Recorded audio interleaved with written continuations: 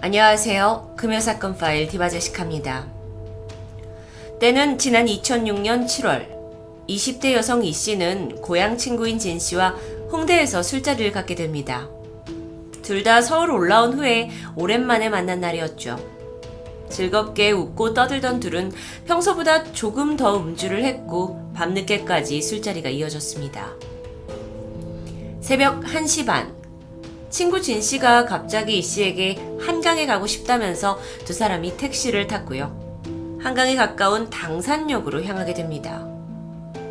그런데 목적지에 다 왔을 때쯤 진 씨가 대뜸 혼자 있고 싶다면서 택시에서 하차를 시도합니다.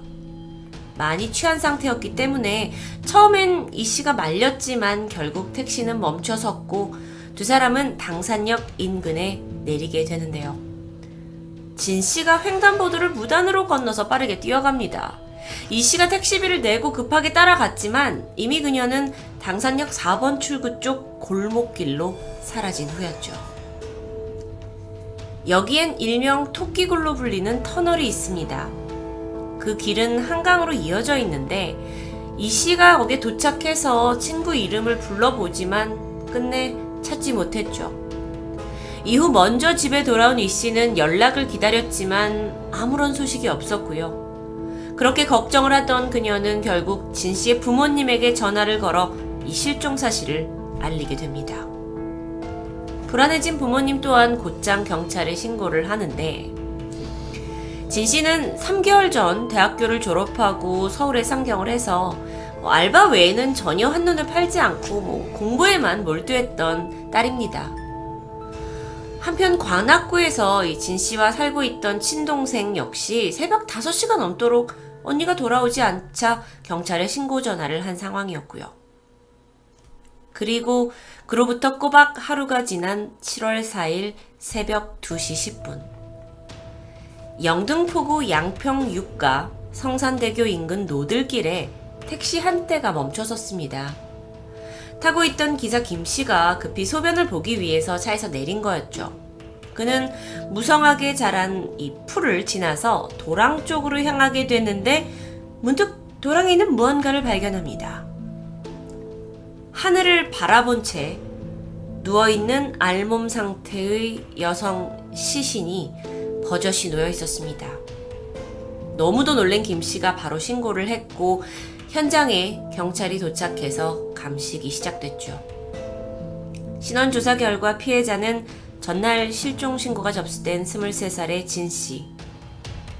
친구와 마지막으로 헤어진 지점에서 약 2km 떨어진 곳에서 시신이 발견됩니다. 그런데 좀 특이한 점이 있었습니다. 양쪽 팔을 가슴에 모으고 다리를 벌린 채 이 자세로 발견이 됐던 겁니다. 이건 마치 범인이 자신의 범행을 전시라도 하듯 또는 과시하려는 듯한 성향을 보였죠. 한편 피해자의 목에서는 끈과 손으로 졸랐던 흔적이 발견됐고요. 아마 범인은 한 번에 그 목숨을 끊지 못해서 이런 자국이 생긴 것으로 보입니다. 사인은 경부압박 질식사. 사실 이 씨가 사라졌던 그 시점에는 상당히 술에 취해 있었는데 시신을 보니 혈중 알코올 농도가 0%, 위장의 음식물도 전혀 남아있지 않았습니다. 종합적으로 따져봤을 때 피해자는 실종된 후에 12시간 이상 생존을 해 있었고 발견되기 불과 2시간에서 4시간 전에 사망한 것으로 보입니다. 몸 곳곳에는 범인이 남겨놓은 흔적들이 남아있었는데 테이프로 손목을 강하게 결박한 자국, 그리고 오른쪽 손등에 담뱃불로 만들어진 듯한 열 손상, 가슴에 이빨 자국, 그리고 더 충격적인 건 피해자의 음모가 예리한 흉기로 잘려져 있었죠. 심지어 안에는 휴지가 들어있기도 했습니다. 코에서도 휴지가 나왔는데 조사해보니까 이 휴지가 가정용이 아닌 공장이나 업체에서 주로 쓰는 재생용 화장지였습니다. 그런데 정작 피해자의 몸에서는 직접적인 성폭행의 흔적이 발견되지 않아요. 하지만 항문에서 소량의 정액 반응이 나왔고요. 이걸 통해 범인이 사후 성적 행위를 한 것으로 보였죠. 전문가들은 이런 수법을 봤을 때 범인이 초범이 아니고 성불구자거나 성도착증을 갖고 있다고 분석했습니다. 특이한 점은 또 있었습니다. 시신 발견 당시에 알몸인데도 불구하고 굉장히 깨끗한 상태, 특히나 발이 깔끔하게 씻겨진 상태였는데요. 추정컨대 범인이 증거를 없애기 위해서 몸을 깨끗이 씻어낸 후에 유기한 것으로 보이죠. 또한 시신이 땅에 끌려왔던 흔적이 없는 것으로 봐서 최소 2명 이상이 범행을 저지르고 함께 옮긴 듯합니다. 점점 이렇게 윤곽이 잡혀갔고 거기에 더해서 이 피해자의 귓볼에서 범인의 DNA가 검출됩니다. 그런데 문제는 이 DNA와 일치하는 사람이 아직까지 나타나지 않는다는 점이었죠. 당시 경찰은 당산역을 중심으로 탐문에 나섰습니다. 그러던 중 4번 출구에서 도보로 2분 거리에 있는 한 노인정 옆에 비석에서 버려져 있는 피해자의 소지품들을 발견하게 되죠. 티셔츠, 속옷, 구두, 지갑, 선글라스와 이 가방이 가지런히 놓여 있었습니다. 돈은 그대로예요. 사라진 건 오직 휴대폰이었죠. 만약 범인이 이 물건을 옮긴 거라면 분명 유류품에서 어떤 지문이 묻어 있었을 텐데 조사 결과 타인의 지문은 발견되지 않았습니다. 사실 피해자 진 씨는 생전에 술에 취하면 옷을 벗는 습관이 있었다고 하는데 비석 뒤쪽에 풀이 훼손된 모양을 봤을 때 어쩌면 그녀가 옷을 벗고 거기에 기대 있다가 이런 화를 당한 것으로 추정이 되기도 하지만 당시만 해도 근처에 CCTV가 전혀 없어서 더 이상의 추정은 불가능합니다. 그래도 다행인 건 이 사건엔 목격자들이 있습니다. 실종 당일 새벽에 4번 출구 쪽에서 작업을 하던 환경미화원이 계셨는데 상의를 벗은 채 가슴을 가리고 달려가는 젊은 여성을 봤다는 겁니다. 뿐만 아니라 또 다른 목격자는 피해자가 사라진 지점 근처에 있는 한 빌라에 살던 고등학생이었는데요. 그날 저녁에 창밖에서 시끄러운 소리가 들려서 내다보게 됐는데 2명의 남성이 한 여성을 붙잡은 채 실랑이를 벌이는 것을 봤다고 진술하게 됩니다.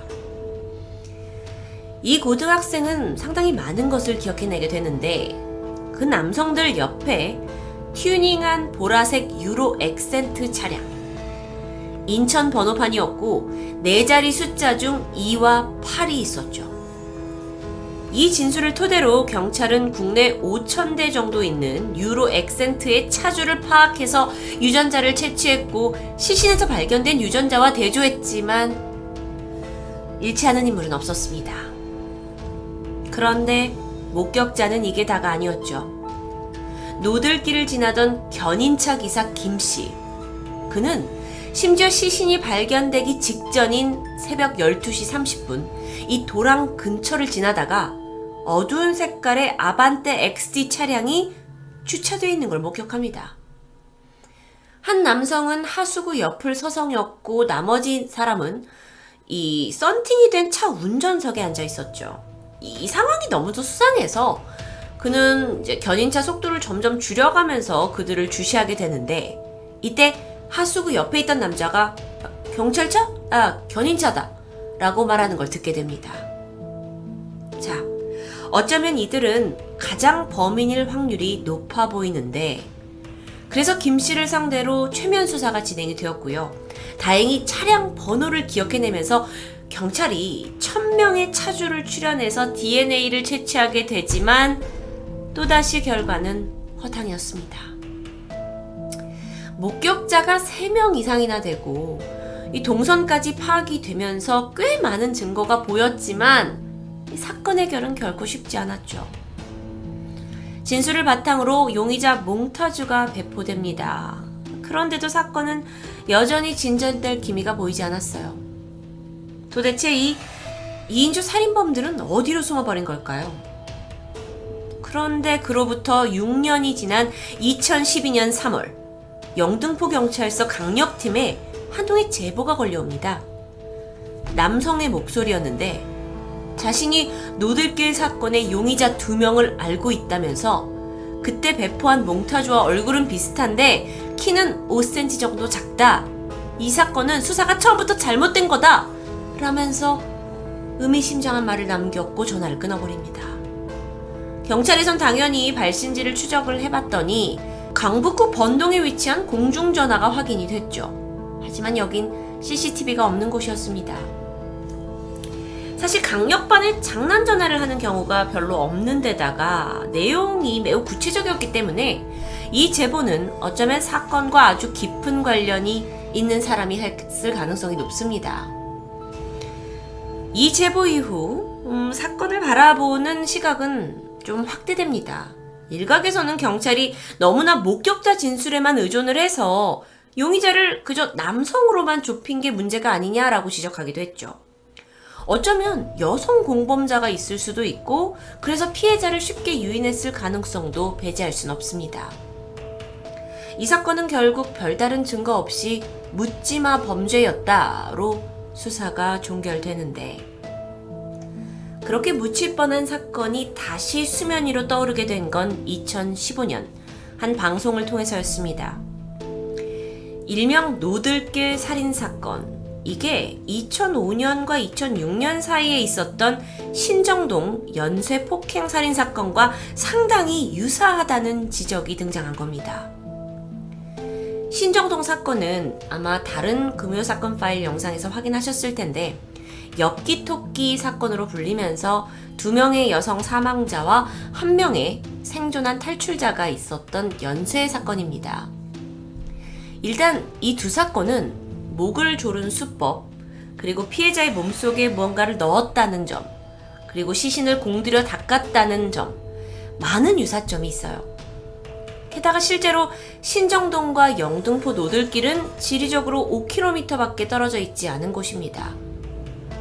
무엇보다 신정동에서 마지막 3차 사건이 발생한 후에 한 달 뒤 이 노들길 살인 사건이 벌어졌다는 것도 눈길을 끌었죠. 이 넓지 않은 지역에서 유례없는 강력 사건이 벌어졌기 때문입니다.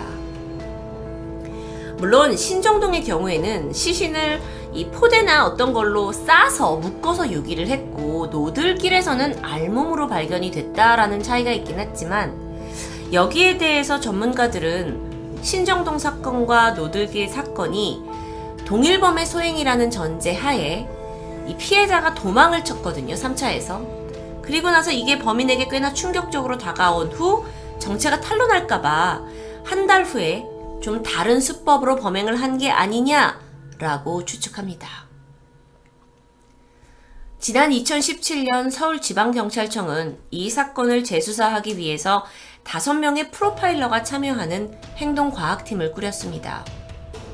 전문가들은 노들길이 시간당 800대의 차량이 막 빠른 속도로 지나가는 아주 복잡한 곳인데다가 사건 당시에 풀도 많이 자라있는 상태였기 때문에 여기에 시신을 유기했다는 건 우연한 장소로 여기를 택한 게 아니라 범인이 이미 이곳을 잘 알고 있는 사람일 거다라고 결론 내리게 되는데요. 다시 말해서 범인은 여기를 차로 자주 지나다녔거나 또는 그래야만 하는 특정 직업을 가진 사람일 가능성이 높습니다. 경찰은 이뿐만 아니라 그 엑센트 차량과 아반트 차량에 주목했는데 2006년 당시에 활발하게 활동했던 어쩌면 자동차 폭주족이 아니냐라는 추정도 있었죠. 당시 그들이 선호하던 차량이 특히 아반떼와 엑센트였다고 하고요. 또 모이던 장소 중 하나로 이 노들길 옆 토끼구를 들고 있기 때문입니다. 2인조 범인이 납치할 때 어쩌면 엑센트 차량을 썼고 유기할 때는 아반떼 차량을 이용했던 게 아닐까라는 추측도 나왔습니다. 이렇게 심도 있는 분석이 여럿 나왔고요. 신정동 연쇄살인 사건과 관련성이 있게 되면서 범인을 검거할 수 있는 많은 증거가 있었지만 웬일인지 이 사건은 발생 15년이 지난 지금까지도 미제로 남아 있습니다. 그나마 2018년과 2019년에 거쳐서 서울지방검찰청이 집중적으로 이 사건을 수사 중이고 또 제보가 들어오는 대로 DNA 분석을 하고 있다라는 소식을 전했지만 의미 있는 증거는 접수되고 있지 않은 듯하죠. 피해자의 억울한 죽음, 그리고 유가족의 슬픔은 15년이 넘도록 이어지고 있습니다. 그래도 한 가지 희망은 이 사건의 경우에는 신정동 사건과 다르게 DNA가 존재한다는 점인데요. 그렇다 보니 유력한 용의자가 있을 경우에 DNA만 대조하면 100% 검거가 가능합니다. 즉, 이제 그 희망은 시민들의 끊임없는 관심과 제보에 달려있겠죠. 어딘가 버젓이 살아있을 범인들에게 정말 무서워해야 할 존재가 가까이 있는 바로 우리들이길 바라봅니다. 금요사건 파일 디바제시카였습니다.